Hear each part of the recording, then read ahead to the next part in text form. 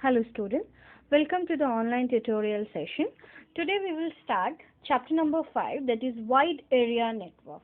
Okay, so first we will discuss about the types of network connections. Okay.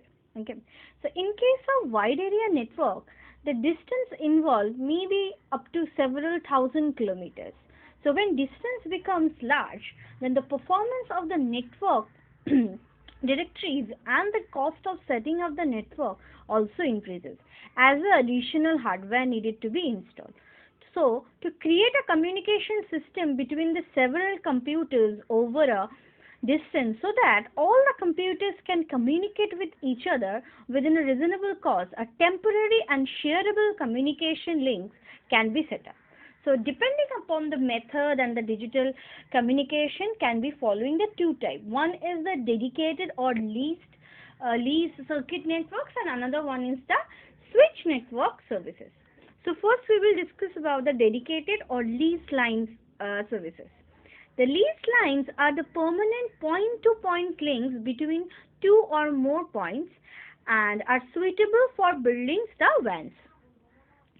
A leased line connection does not pass through the switching system of the telephone exchange and can operate using both analog and the digital communication channel.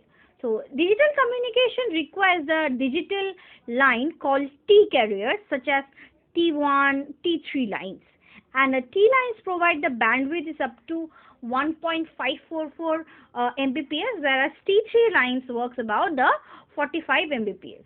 So what are the advantages over here using this dedicated leased line? That these lines are always on. Okay, this providing the full-time dedicated connection. So what actually the disadvantage? So as the carrier circuits are dedicated to the customer, even when they are not in use, the leased lines are more expensive than the circuit switch connections. Moreover, the cost of implementation of the dedicated line is also higher as the cables need to be laid on the individual basis. So, computer to switch network, dedicated network is more costlier, and you can say that here actually point-to-point connection is there. So that's why if we are not using the line, then also it is active. So to make this active on the line, the more cost is involved over here. So what are the priorities? Why we are giving the priorities to the switch network service then? So let's learn about the switch network services. In a WAN, data is transmitted from one network to another through the immediate nodes that helps to connect two or more different networks. These immediate nodes are called the switching devices and mainly consist of the switches and the router. The communication network is called switched communication. Okay, so there are three different types switched communication network is there. One is the circuit switch network. Third one is message switch network, and second one is the message switch network, and third one is the packet switch network. Okay, so these are the three types of switch network. Under this switch network, we are having the circuit switch network. Second one, we are having the message switching on, and third one we are having packet. Okay, this three type of switch network is available under the switch network service. Then one by one we will learn about this type of a circuit. Okay, so first one that we will learn, that is a circuit switch network. Okay, so what is actually known as circuit switching? We have to understand this first. So circuit switching creates a dedicated physical connection between two devices such as phones or computers. For example, instead of a point-to-point connection between three or more computers, just concentrate on the picture ones. Okay, so between the three or more computers, okay, so what we can do to set up, we require a more number of lines. See, 1, 2, 3, 4, 5, 6 are there. How many lines are required? Just count that one. So connect. We have an individual. If you have 3, then then 12 lines are required, something like that. So that's why when we can use 4 switches to reduce the number of total length of a link. So if you are using, instead of 12 links or more than the links, if we use switches, then what will happen? We can reduce the length of the link, total link. Okay, so a circuit switch is a device with n inputs and m outputs that creates a temporary connection between input link and the output link. The number of input does not have to match of, compared to the number of outputs. So an n by n folded switch can connect n lines in a full duplex mode. Okay, so for example, it can connect n telephones in a such a way that each phone can be connected to every other phone. Okay, so here the switches, the circuit switching technique today can use the two kind of a technology. One is the space division switches, another one is the time division switches. Okay, these two discussion about this space division switches and time division switches we will not talk about, because it is comes under the higher education. Okay, so this part we will not cover. So let's we will learn about the phases of this circuit switch connection. One is the circuit establishment. In this phase, a dedicated circuit is established from source to destination. Okay, but in case of data transfer, once the circuit has been established, the data and the voice are transferred from one source to destination end. Okay, now coming to the third phase, that is the circuit disconnection. When the data transfer is complete, the connection is relinquished. It means that whatever connection has been set up, it has been removed. Okay, and the disconnection is initiated by any of the user. Okay, from any from source end it can be disconnected, from the destination end it can be disconnected. Okay, so these are the phases of this circuit switch connection. Now coming to the advantages part, that in this particular type of a transmission, it is a continuous transmission. Okay, and it remains throughout this conversation. This continuous line, this remains throughout this conversation. Next, number 2, the dedicated part ensure that the steady data rate communication, there is no fluctuation in the data rate. Okay, in a steady mode it is going on steady rate. Okay, number 3 is no intermediate delays are found once the circuit has been established. It is a point-to-point circuit establishment. It means that once it is established, there is a no discontinuation in it, so there is a smooth ongoing of a transmission. Okay, now come to the disadvantages part. Circuit switching establish a dedicated connection between the end parties. So this dedicated connection cannot be used for transmission or any other data. Okay, so this is the main disadvantage. Another one is that the bandwidth requirement is very high in case of low data volume. Okay, so these are the disadvantages of the circuit switching one. Now coming to the next topic, that is the message switching. Okay, message switching is best known on as by the descriptive term store and forward. Okay, in this mechanism, a node receives a message, store it until the appropriate route is free, and then sends it along. So store and forward is considered a switching technique because there is no direct link between sender and the receiver of the transmission. A message is delivered to the node along a one path, then routed along the another to the destination. It is not the same pathway they are following. It is coming to the source end by a different path, and it will be passed to the destination via different path. So you can note that in message switching, messages are stored and relayed from the secondary storage, while in case of packet switching, packets are stored and forwarded for the primary storage. So there is a difference between message switching and passenger. We are coming to the packet switching later on. Okay, so message switching was common in 1960s to 1970s. Okay, The primary users have been provided the high-level network services in case of okay.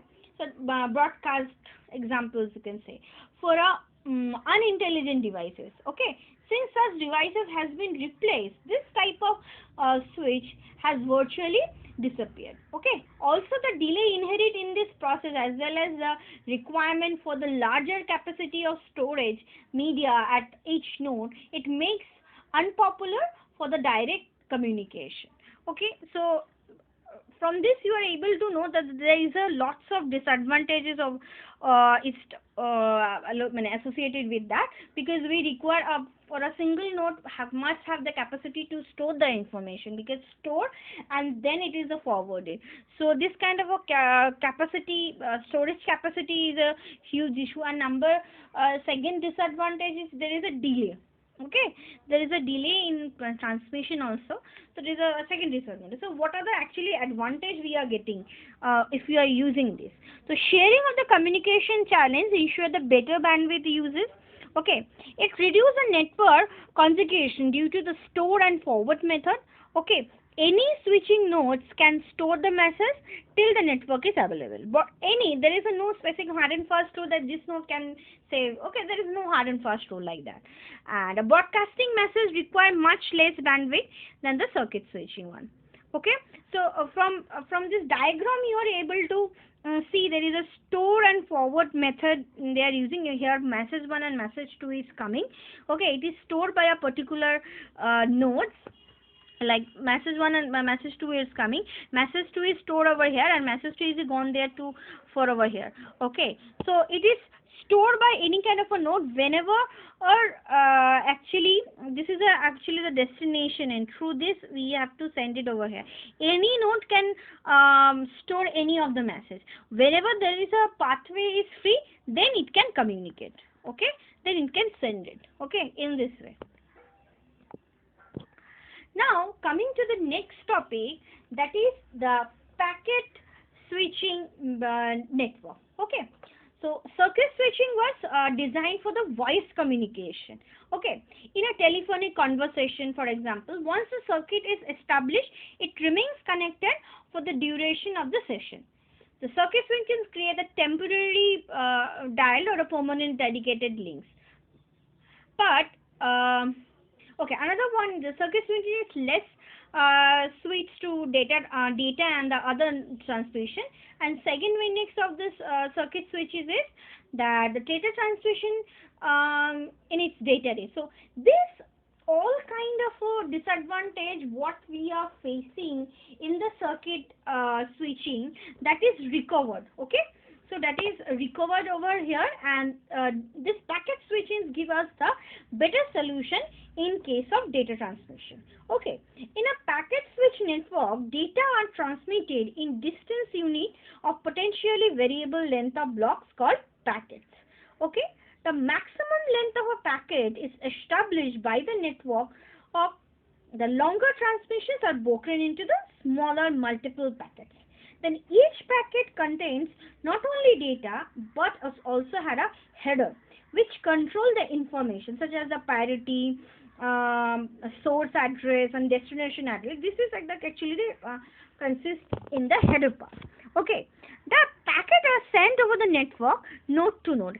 At each node the packet is stored briefly and then routed according to the information in its header. It is stored by the each of the node. It is checked the destination and every address, and then it is passed. Okay, so there are two approaches over here we are using. One is the datagram approach. Okay, this is a connectionless or contactless orientation, you can say. Another one is the virtual circuit approach. Okay, so these are the two technology or mechanism or switching approach we are taking. So we are not going to the details. Now coming to the advantages part. So the delay in the delivery packet is less. So since it is sent as soon as it is available. The number 2, switching does not require massive storage. As in massive switching, it is required massive storage. So where I am getting the advantage over here. Also, it allows the simultaneous uses of the same channel by the multiple user. Now coming to the disadvantage part. that what are the disadvantages we are having in the packet switch network. They are unsuitable for the application that cannot afford the delay in communication, like high quality voice call. Okay, packet switching high in installation cost is very high. It requires a complex protocol for a delivery. Protocols we are coming. Okay, so what is protocol? We will explain this one. And next is the network problems may introduce errors in packet. Okay, if there is a problem in the network, there must be a error in the packets. Okay, there is maybe transfer of one packet is which is have to be received in third, it is received in fifth session or something like that. It may happen. Okay, and what is the term protocol? We have to know the protocol means actually set of agreement or the set of rule that we must follow. If in case of transmission, we have to, both the party must agree to some arrangement or some rules. So that set of rules we can call it as a protocol. Okay. Now we are coming to the next topic, that is the TCP IP model. Just now I have discussed about the protocols. Okay. So this is a part of a protocol, that is TCP IP model. Okay, so for TCP IP, it is a protocol suite or model. This model actually we are following to develop the different kind of protocols. Okay, there are in case of one protocol, there are different types of protocol is available. Okay, we will learn about in this session. Okay, the first we will learn about the TCP IP protocol should. First we will learn about this, and then we will talk about the others protocols. Okay, so the transmission control protocol, an internet protocol. There is a TCP. TCP full form is a transmission control protocol, and IP means the internet protocol. Okay, in short question it is coming. What is the full form of TCP? Wow, write down the full form of TCP/IP. Okay, just note down it very carefully. Okay, so the TCP IP model is concise version of a OSI model. Okay, there is a, in case of OSI model, there is a 7 layers are there, but it is a abbreviated. From the OSI level we are getting this TCP IP model. Okay, it contains 4 layers only. In TCP OSI model there are 7 layers are there, but in TCP IP only 4 layers are there. Okay, so what are those layers? The first one you can say application layer, that is a process you can say. Number is host to host, that is a transport layer. And number 3 is the internet layer, and number 4 is the network access, or you can say that is a link layer. Okay, so we have to know about this different type of layer first, and then we will explain how, depending upon this layer, the message is passing and receiving through this TCP IP. So first layer is known as the TCP IP.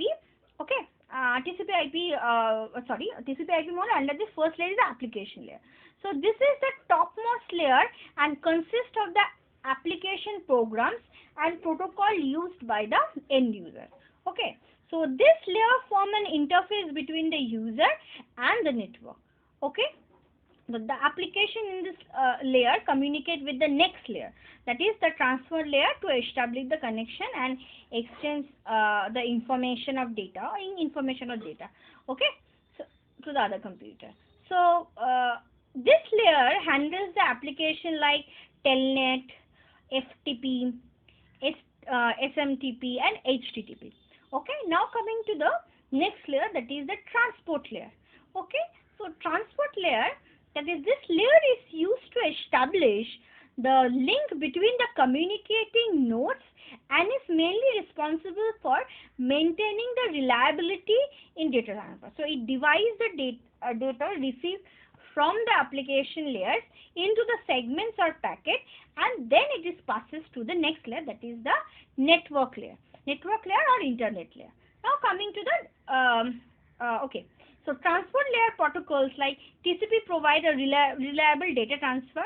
The other such protocol it is used, that is UDP and SPS protocol is used in the transport layer. Now coming to the next layer, that is the network layer, or you can say the internet layer. This layer uses the internet protocol to convert the transport layer data into data packets called IP datagrams. It determines whether to locally process a datagram or forward it to the another network through the router. because if the processing is done over here, then no need to send it. So that's why it will check it for it, and it will store the particular packet or it will forward it. Okay, the routing of the data involves determining the path for the data to the destination. Which data, what will be the suitable path so that we can send this packet in this destination? What will be a suitable path for it? So it will check. Okay, so other protocol in this layer includes ARP, ICMP, Internet Packet Exchange, etc. IPX. These are the protocol are involved over here. Now coming to the link layer or network layer interface. This layer is used to physically connect the computers via the network interface card to the network cable system, and it is concerned with the signaling characteristic network. Okay, this protocol includes Ethernet and token ring, and one common telecommunication service like ports, ISD and ATM. This kind of a service we are using. Okay.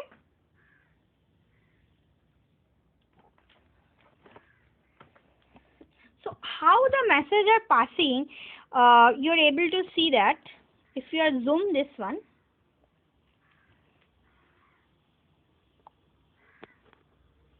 So source application, then application layer. Application layer header is there, application data is there. Then it is transferred, okay? And one by one it is transferring to the network, okay? Network interface layer is there. From the application layer it is transferred to the transport layer, okay? Transfer layer header, application layer header, application data is there. Then it is passes to the internet layer. Okay, so internet layer header, transport layer header, okay, application layer header, and the added the data connection, whatever is there, that is there. And then it is passing to the network interface. So MAC layer headers are there, LLC layer headers are there, information layer header, transport layer header, application layer header, application data, then MAC layer series. Everything is data there from one network to another network it is passed, okay? And in this way again it is received, okay? Again it is received by target application, then it is extended, and again it will be received by the particular network in the network interface. Okay, so this is how the transmission is going on. Now we will learn about the next protocol, that is UDP, or you can say user diagram protocol. Okay. Okay, so this is a transport layer protocol. Okay, it is a connection layer one, and so the TCP and IP together provide the accurate data transfer. However, this is reliability is at the cost of extra time required to implement the reliability. So this can hamper the real-time communication using the voice and video. So that's why the UDP is a reduced version of TCP that works together with IP, the best effort to delivery the services, and it is used in the situations where the reliability mechanism or TCP is not required. Okay, whether it's not required, that point of time we are using. Okay, so there is a header format is followed. So what are under this header format? That is the source port, the 16-bit information to identify the source port of a packet. Next is the destination port. So 16-bit information used to identify the application level services and destination mechanism. Number third is the length. Length is specified the entire length of the UDP packets. And checksum, this field stores the checksum value generated by the sender before sending. IPv4 has the field is optional when checksum field does not contain any value, so 0, and it is its bits are set to 0. Okay, so what functionality is actually performed by the UDP? UDP make a communication channel between communicating computers and before transmission. Next is UDP does not insert sequence number to the packets. Okay, and number 3 is UDP does not return any acknowledgement. So if the what are the disadvantages? So the lost packets are not retransmitted. Another one, that if it is not sent in a sequence, so UDP does not keep a track of the send item, so it can be resend it. Okay, because it doesn't have a track, it is not following the sequence and anything numbering. So may it happens that one packet sended too many times, it can happen. So these are the disadvantage of UDP protocol. Okay, now we are coming to the next protocol, that is the file transfer protocol. Okay, so FTP is a client server protocol, is used to access the file stored in different FTP services connected to the internet. The user needs FTP client software on his local computer to communicate with the servers. So FTP work along with the TCP for maintaining the reliability in case of data transfer. Okay, so actually, then what are the features of this? So the FTP protocol is transferring one file at a time, so in either direction, okay, between the client machine, okay, or and the server machine, one direction only. FTP protocol can also perform other actions such as creating and deleting directories, listing files, deleting and renaming the file. Okay, and another one, FTP operates in a client server environment that we have already discussed. So meaning that the remote machine is configured as a server and consequently wait for the other machine to request a service from it. Another one, in Unix, the service is provided by what is called a daemon, and a small task runs in the background. The FTP daemon is called FTPD. Okay, and so what are the advantages of using this FTP? So number one, it supports the file queuing. File queuing means using FTP, file can be queued up for the upload and done. Queue up meaning sequentially we can lay down it. Then first this one is uploaded, then this one, and like in this way. Okay, they have created a queue. And number two, resume the download. If the file downloads get interrupted in a midway due to some reason, then FTP will download the remaining files only. Okay, from the beginning it will not start. Automate file transfer. One can make a program to use FTP to automatically transfer file at a specific time during a day. And easy to upload. Uploading files using FTP is much easier and using, okay. Another one is there, the question is come, what is uploading and downloading? Okay, frequently this question is coming. I have written over here, the transfer of file from client computer to the server computer is called the uploading, and transferring from a server to the client is known as the downloading. So this question is very, very important. Okay, this question is coming in the examination. Now coming to the disadvantages for interface. So file transfer using FTP is not that user friendly as HTTP. Okay, and command based. So for a better handling FTP, one has to learn and remember the various commands. So that is very a tedious job. If we are learning the command, then we are using the DOS command. So we don't want to learn and remember the command. That's why we are using in Windows, right? So this is a disadvantage. Now we are coming to the next topic, that is HTTP, that is Hypertext Transfer Protocol.